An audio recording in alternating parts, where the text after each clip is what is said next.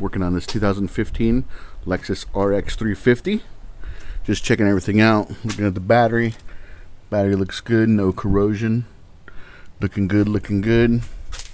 They put all this vanity plastic here, but what I wanted to show you is take off this cover, right? Just checking everything. Gonna check the spark plugs, doing an oil change. The beloved 2GR-FE. But pop this cover off. I've already loosened it, so that's why you don't hear anything. You have these little tabs that click into like little pegs.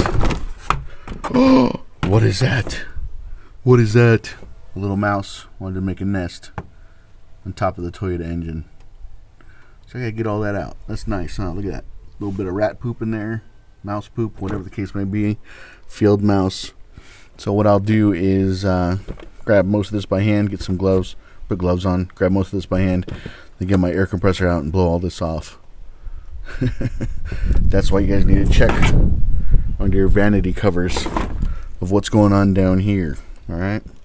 Gonna pop off I'm gonna pull out one of the spark plugs, see how old those are, see if that need to be done.